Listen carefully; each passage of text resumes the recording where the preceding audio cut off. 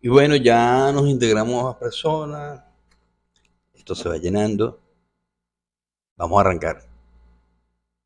Vamos a arrancar, un poquito trasnochado esta noche, de verdad que me acosté súper tarde.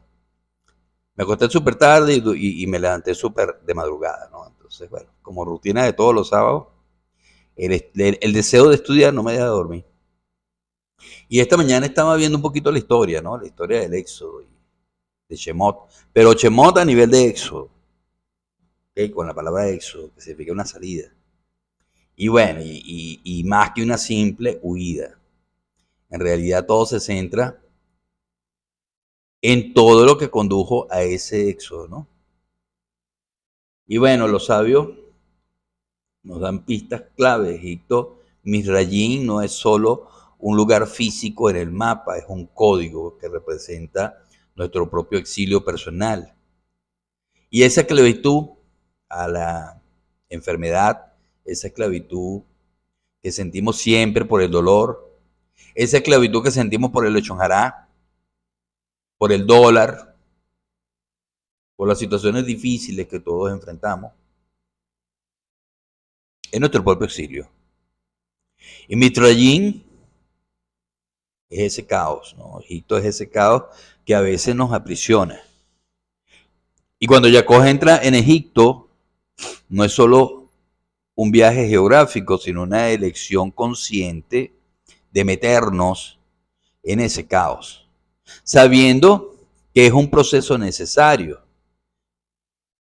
¿Por qué? Porque fíjense lo que nos pasó ahorita en este mes que terminó. Todo el mundo tuvo dinero, gastaron, celebraron y todo aquello. Luz, que vendría siendo luz descubierta. Y este mes la mayoría del planeta se ha sumido en un caos, escasez, falta de dinero, que sería luz oculta.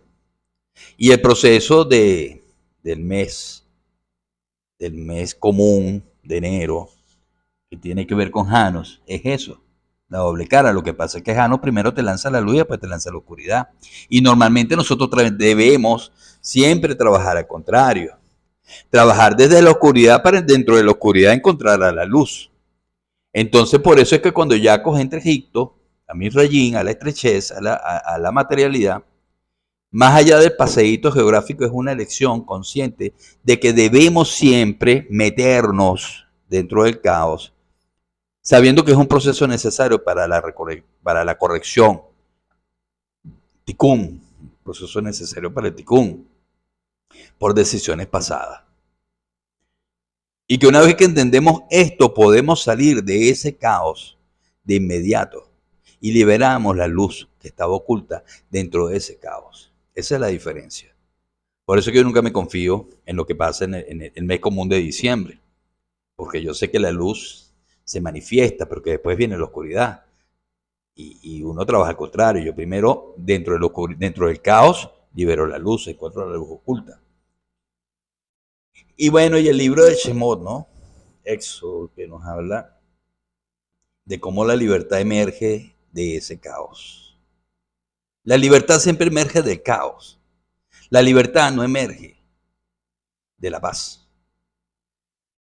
Y mira, y la Torah es ruda, ¿no? Cuando nos dice eso, sobre todo con las situaciones que se nos están planteando, no solamente aquí en Venezuela, a nivel mundial, como lo dije al inicio. Y también nos muestra cómo podemos eliminar a Satán de nuestras vidas. ¿Ok? Pero para eliminar a Satán lo vamos a eliminar de ese caos.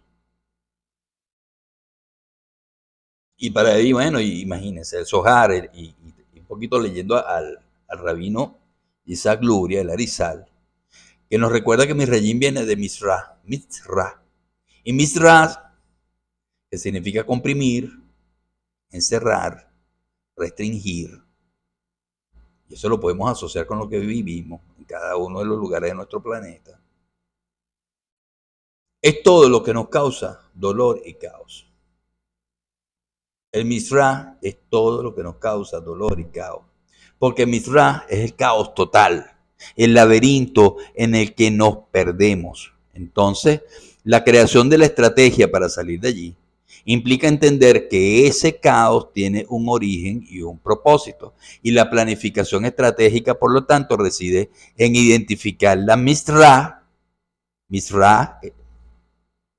comprimir, encerrar, restringir, escasez, identificar la misra que nos aprisiona y comprender su origen, por supuesto, y diseñar un plan para liberarnos de ella, fundamentalmente. Y aquí entramos,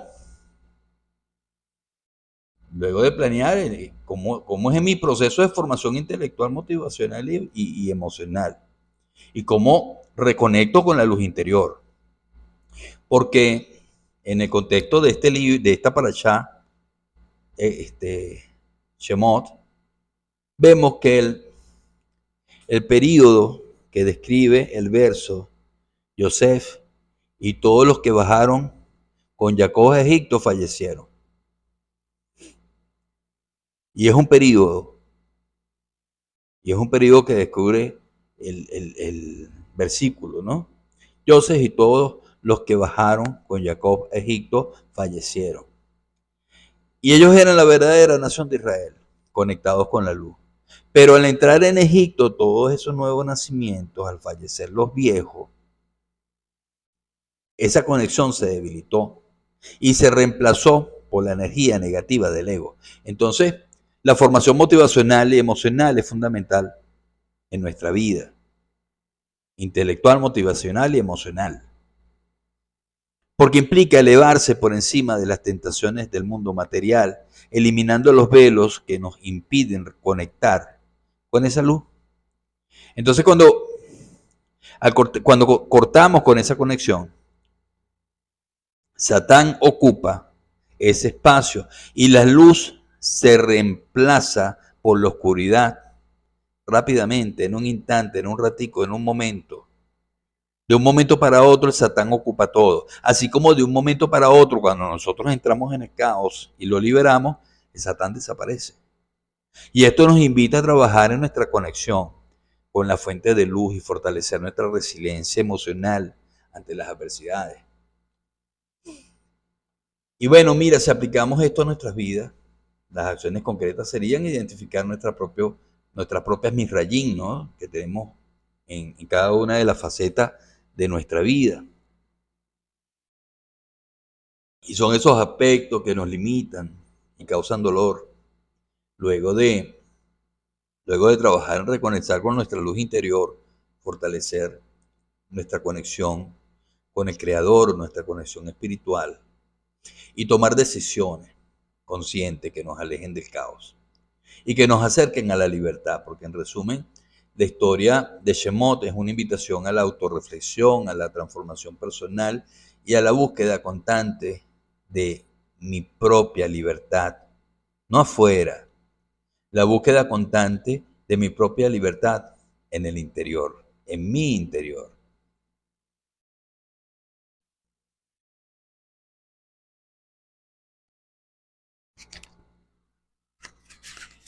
Y mis queridos talmidines, y estos son los nombres. Digamos, estos son los nombres desentrañando. Y en estos son los nombres, estamos desentrañando el secreto, ¿no? Del árbol de la vida. Y más allá de las palabras, es todo un mundo de sabiduría lo que se nos expone en esta Parashat Shemot. Porque, ¿quién no se ha topado alguna vez con un texto que de repente a simple vista parece una simple narración, pero cuando lo rascas un poco la superficie, revela un universo de significados ocultos? Y bueno, y estos son los nombres precisamente de eso. Y estos son los códigos. Podría traducirse también. No es solo una lista de individuos, sino una llave maestra a un reino espiritual que es más profundo. Es una invitación a conectar con el árbol de la vida y transformar nuestra existencia. Entonces, Shemot, esta parashá de Shemot, En el Zohar, desde el Zohar, hay un título que es así, al principio del Zohar, al principio de la Parashá, y estos son los nombres. Entonces surge en el Zohar de una discusión sobre la enigmática frase y los sabios, ¿no? Y aquí es donde se ve todo bastante interesante en el Zohar, porque de entrada nos revela que estas palabras encierran un código, que estas palabras son el secreto del firmamento y esa cúpula celestial que ilumina al mismísimo jardín del Edén, el hogar del árbol de la vida. Imagínense, ¿no? Una frase que esconde el código para accesar a la fuente de la vida eterna y la sabiduría suprema. Y eso es un wow. Pero, ¿quiénes son esos sabios? El Zohar nos dice que son atributos angélicos, tanto internos como externos. Son esas fuerzas espirituales que nos guían y las almas nacidas del árbol de la vida. Todas esas emanaciones nacidas del árbol de la vida. Y son emanaciones, seres merecedores de la inmortalidad. Habitantes de este árbol cósmico cuyas ramas se extienden para abarcar todas las formas y seres de santidad. Su fruto nos asegura la vida, que su fruto, bueno, nos asegura que todo va a tener vida. Y eso es un faro de luz y color, porque la descripción del árbol de la vida es simplemente fascinante, porque se levanta a altura que no nos podemos imaginar y que irradian una luz única que contiene, según el Zohar, los colores blanco, rojo y verde, y estos colores subiendo y descendiendo se posan únicamente sobre el árbol, y de este árbol, nos dice el Zohar, las 12 tribus de Israel descendieron al exilio de Egipto acompañadas con las huestes celestiales, y es un cuadro épico de exilio, es un cuadro épico de esperanza, como lo que estamos viviendo a nivel mundial, que ya les dije. Y es una cosa muy importante a tener en cuenta, es que el lado de la impureza no tiene cabida en el árbol de la vida y no se nutre de él. Esto nos da una pista sobre la necesidad de mantener nuestra conexión con la pureza y la santidad para accesar a sus beneficios, ¿no? Pero ahora bien, y tratando de no regañarlos hoy, ¿ok? Me han dicho que me pongo un poco regañón en los seminarios, pero es que muchas veces, wow, o sea, nosotros metemos la pata, y hay que decirlo, ¿ok? Ahora, yo hago una pregunta, ¿por qué todo esto es importante para nosotros? Lo que dice el Zohar. Y el Zohar mismo nos explica que al abrazar el secreto de la sabiduría contenido en el sagrado Zohar, resplandecemos con la luz de Jochma. Y Jochma es una de las dimensiones espirituales más elevadas, la realidad perfecta conocida como el árbol de la vida.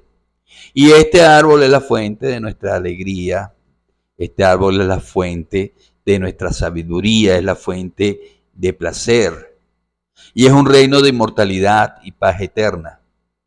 ¿Quién no querría un pedacito de eso? Cuando nos conectamos con esta dimensión divina, solo conocemos la plenitud, solo vivimos alegría, solo experimentamos perfección. Porque lo que ocurre es que esta agitación que experimentamos en nuestra vida diaria, por nuestro entorno, surgen cuando nos desconectamos de este árbol. Ay, que el dólar subió, que la cosa está difícil allá afuera.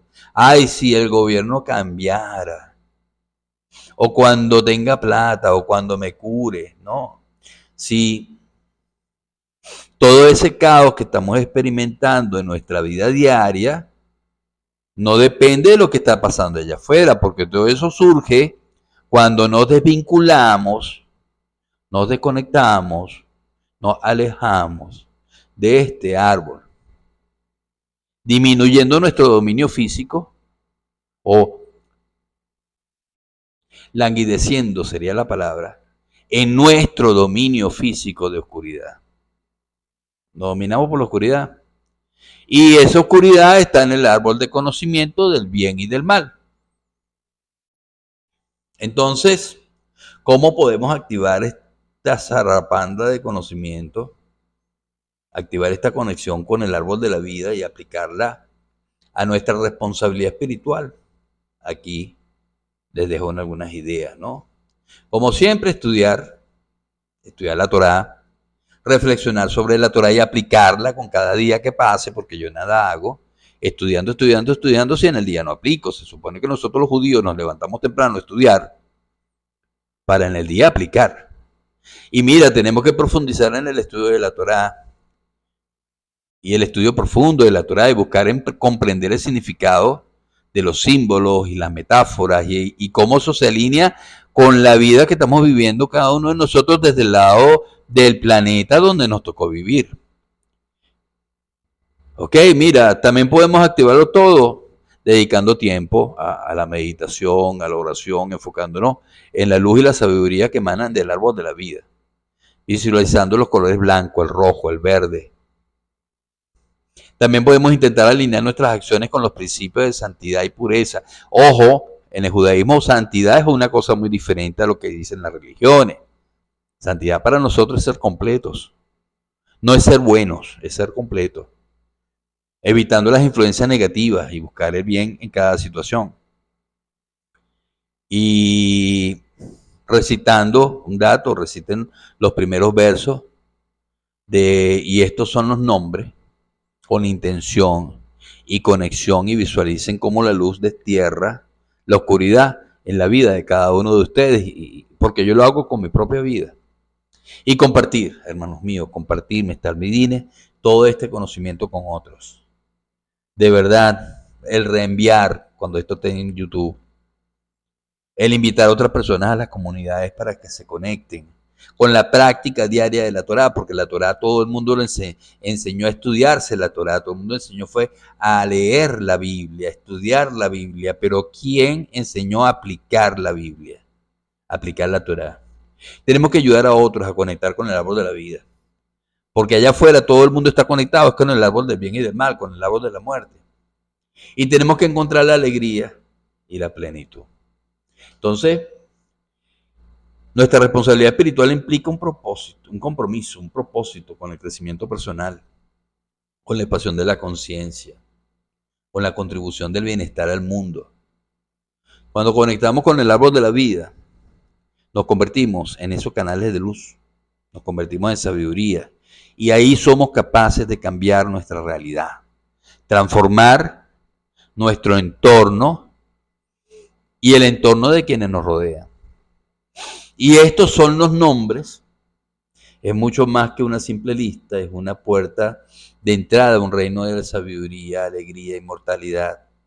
Entonces, cuando abrazamos su significado y lo aplicamos a nuestra vida, podemos salir de nuestro Egipto personal. Y no es que salimos del Egipto personal, es que el Egipto personal nos saca, nos dispara, nos elimina de la estrechez y llegamos a la abundancia. Porque salimos del Egipto personal que es el mundo material de dolor, sufrimiento, idolatría. Y allí experimentamos cuando salimos del jardín del Edén para siempre. Así que bueno, manos a la obra, desentrañemos entonces los secretos del árbol de la vida y transformemos nuestra existencia.